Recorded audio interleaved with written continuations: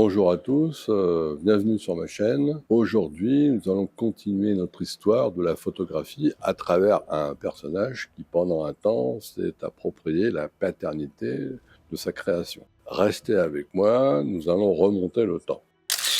Après le don fait au monde de la photographie, Louis Daguerre continue le développement de son invention, le daguerréotype. Fait ensuite à sa collaboration avec Nicéphore Niepce, malheureusement décédé avant d'avoir connu la notoriété de son invention. Louis Daguerre découvre alors qu'une plaque de cuivre argenté, chauffée à la vapeur de mercure, peut révéler, après une exposition à la lumière de plusieurs minutes, 30 pour être exact, une image. Celle-ci apparaît et doit ensuite être fixée avec une solution à base de sel. C'est en 1839 qu'il parvient à fixer de la meilleure façon l'image obtenue sur la plaque, reprenant l'exemple de John Herschel avec une solution à l'hyposulfite de sodium. Qui était Daguerre ? Louis-Jacques Mandé Daguerre, de son vrai nom, naît le 18 novembre 1787 à Cormeilles en Parisie, dans le Val d'Oise. Il commence sa carrière comme apprenti architecte, puis devient un peintre de décors de théâtre très réputé. Il était un maître de l'illusion optique et de la lumière. Avant la photographie, Daguerre connaît un succès immense avec le diorama, inauguré à Paris en 1822. Il s'agissait de grandes toiles circulaires de 20 mètres de haut, peintes à la main, de façon semi-transparente, et en jouant sur les jeux de lumière et de volets mobiles, il crée l'illusion du passage du jour à la nuit, ainsi que celui des changements des saisons. C'était un divertissement immersif à l'époque. C'est en cherchant à automatiser la création de ces décors que Daguerre s'intéresse à la fixation des images. En 1829, il s'associe avec Nicéphore Niepce, qui avait réussi la toute première photographie de l'histoire. Après la mort de Niepce en 1833, Daguerre poursuit les recherches. Il découvre par hasard, selon la légende, grâce à un thermomètre brisé libérant de la vapeur de mercure, un moyen de réduire le temps de pause de plusieurs heures à quelques minutes. Il utilise une plaque de cuivre recouverte d'argent sensibilisée à l'iode. L'image est révélée par des vapeurs de mercure et fixée avec du sel marin. Il découvre donc le principe de l'image latente. Tout le monde pensait à l'époque que l'exposition devait durer jusqu'à l'apparition d'un résultat. Mais le revêtement de la plaque argentée restait inchangé. L'image ne se développait qu'en tenant la plaque au-dessus d'un mercure chauffé. Procédé dangereux, j'en conviens.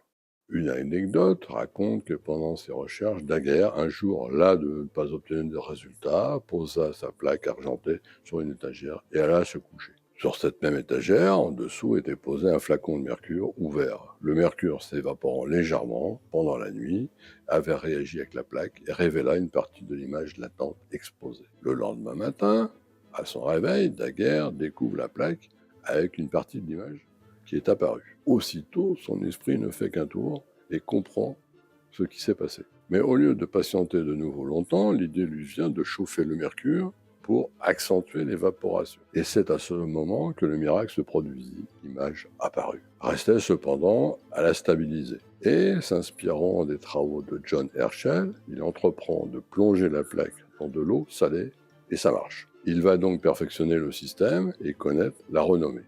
L'appareil à daguerréotype.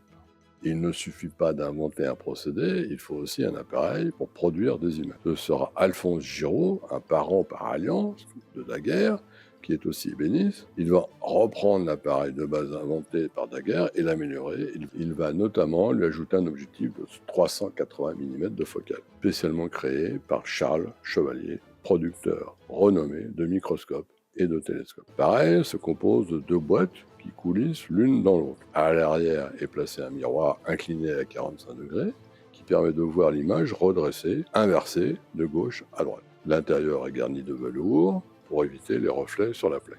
Une petite plaque métallique est fixée à l'extérieur qui garantit la qualité et l'origine de l'appareil.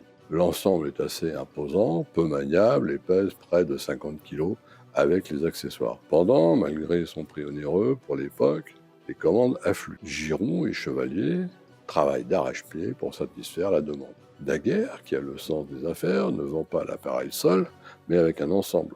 Boîte à iodé, mercure, brûleur, porte-plaque. Il impose même le format de celle-ci avec des déclinaisons en sous-format, demi-plaque, quart de plaque. L'ensemble de l'équipement est vendu pour 400 francs de l'époque, soit l'équivalent d'un salaire annuel d'un ouvrier moyen.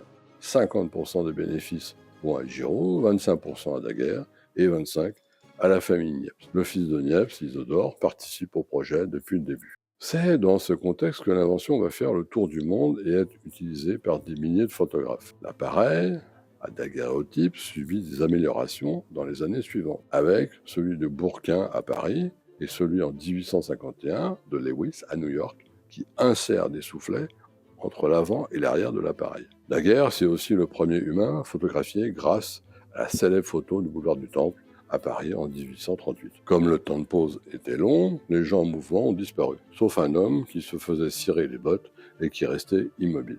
Daguerre s'éteint le 18 juillet 1851 à Brie-sur-Marne.